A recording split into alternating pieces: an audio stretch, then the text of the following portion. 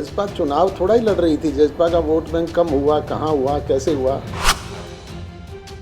बड़ौदा उपचुनाव में भाजपा प्रत्याशी की जीत के लिए एड़ी चोटी का जोर लगा चुकी जेजेपी हार को लेकर अपना बचाव करने में जुट गई है। बीते दिन जहां सीएम मनोहर लाल खट्टर ने कहा कि बड़ौदा में योगेश्वर दत्त को जेजेपी का पूरा वोट बैंक नहीं मिला, वहीं आज सिरसा में जेजेपी सुप्रीमो अजय सिंह चौटाला ने दो टूक कह दिया कि बड़ौदा में जेजेपी चुनाव नहीं लड़ रही थी। जी हां, सिरसा पहुंचे अजय चौटाला ने कहा कि बड़ौदा उपचुनाव में जेजेपी चुनाव नहीं लड़ रही थी, बल्कि भाजपा का सहयोग कर रही थी। और रही बात वोट बैंक ट्रांसफर होने की, तो भाजपा को पिछली बार के मुकाबले में इस बार 15,000 वोट ज्यादा मिले हैं। सीट तो पहले भी कांग्रेस के खाते में ही थी।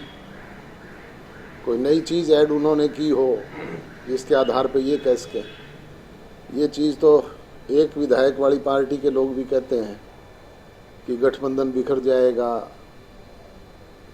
सरकार की उल्टी गिनती शुरू हो जाएगी। मुझे संख्या बल के आधार पे वो समझा दे तो मैं मान जाऊंगा। कारण क्या मान रहे हैं, क्या कारण रहेगा? कारण अनेक हो सकते हैं, ये विश्लेषण की ज़रूरत है। दोनों राजनीतिक दलों के लोग बैठ कर के विश्लेषण करेंगे, जो मंथन से चीज़ निकल के आएगी वो आपके समक्ष रखेंगे।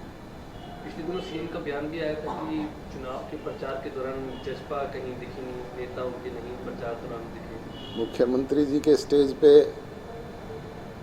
स्वयं दुष्यंत चौटाला उनके साथ थे 2 दिन के कार्यक्रम में। एक दिन का उनसे अलग से कार्यक्रम था, तो उस दिन दिग्विजय उनके साथ था। पूरे दिन आप लोगों ने दिखाया होगा सब जगह। मैं निरंतर वहाँ पे गया हूँ।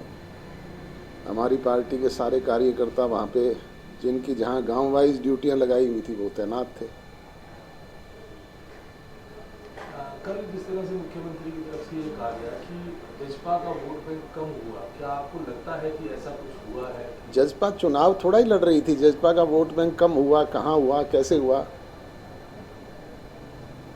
जजपा नहीं चुनाव लड़ रही थी, भाजपा चुनाव लड़ रही थी। हम सहयोगी थे उनके, हम सहयोग कर रहे थे।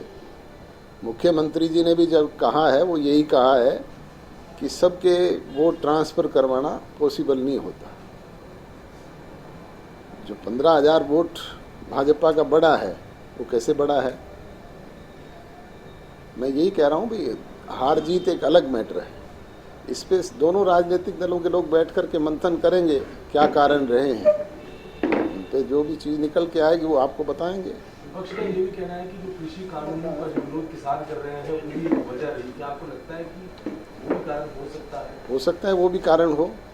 भाजपा के लोगों ने, स्वयं ने भी इस बात को माना है।